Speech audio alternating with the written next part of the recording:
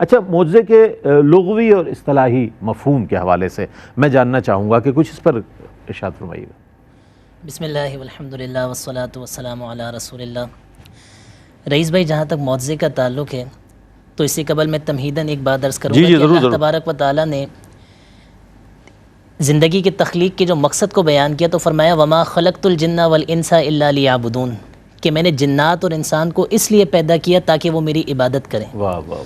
اور یہاں پر مفسرین کرام نے لکھا کہ عبادت سے مراد وہ معرفت الہی ہے، سبحان اللہ، کہ کہ لوگ اللہ تعالیٰ کی پہچان حاصل کریں، کیونکہ امام غزالی نے لکھا کہ جو شخص اللہ تعالیٰ کی پہچان حاصل نہ کر سکے لا یصح العبادہ، اس کی عبادت ہی درست نہیں۔ اچھا کہا آپ نے، واہ واہ۔ اب اللہ تعالیٰ کی پہچان کیسے حاصل ہوگی؟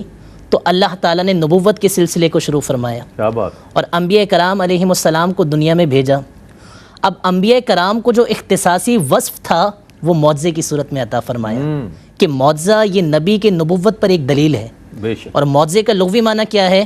وہ ہے عاجز کر دینا، عاجز ہونا۔ اور معجزے کا اصطلاحی معنی یہ ہے کہ خلاف عادت کوئی کام ہونا، صحیح، یعنی انسان کی عقل میں نہ آئے اور کوئی ایسا کام ہو جائے۔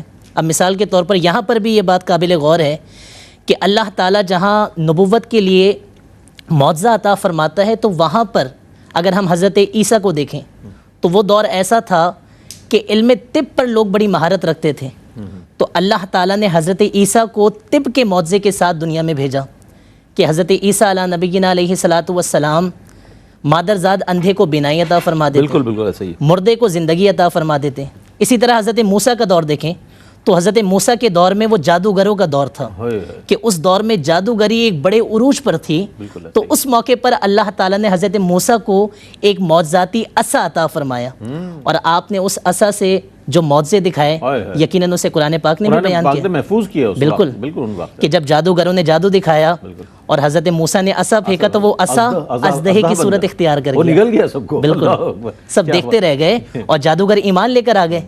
اور فرعون نے دھمکیاں دی کہ میں تمہیں پھانسی دے دوں گا، سولی دے دوں گا، لیکن چونکہ ایمان کی حرارت وہ بلندی پر تھی تو انہوں نے کہا لا ضیرہ، تمہارا یہ سزا دینا ہمیں کوئی نقصان نہیں دے گا، کیونکہ اب ہم ایمان کی چاشنی پا چکے ہیں۔ تو ایمان کی چاشنی یہ نبی کریم علیہ الصلاۃ والسلام کے ذریعے سے امت میں منتقل ہوئی، اور حضور علیہ الصلاۃ والسلام چونکہ خاتم النبیین ہیں، بے شک، قرآن نے بیان کیا وَلَٰكِن رسول اللہ وخاتم النبیین، بے شک، کہ حضور علیہ الصلاۃ والسلام اللہ کے رسول ہیں اور آخری نبی ہیں، تو حضور علیہ الصلاۃ والسلام کو تمام معجزات عطا فرمائے۔ سبحان اللہ۔ اور جو دو بڑے معجزات حضور علیہ الصلاۃ والسلام کو عطا فرمائے، علماء نے لکھا ان میں سے ایک وہ قرآن پاک ہے، بے شک، کہ حضور علیہ الصلاۃ والسلام کو قرآن پاک جیسا معجزہ عطا کیا جس کے بارے میں قرآن فرماتا ہے لو انزلنا هذا القرآن على جبل لرأيته خاشعا متصدعا من خشیۃ اللہ، ایسا ہی ہے، ایسا ہی، کہ اگر ہم اس قرآن کو پہاڑ پر جو اتنا سخت ہے اس پر نازل کرتے تو وہ ریزہ ریزہ ہو جاتا، اللہ کی خشیت اور ہیبت سے ریزہ ریزہ ہو جاتا۔ لیکن یہ معجزہ حضور کو عطا فرمایا کہ حضور کے قلب نازنین پر قرآن نازل فرمایا،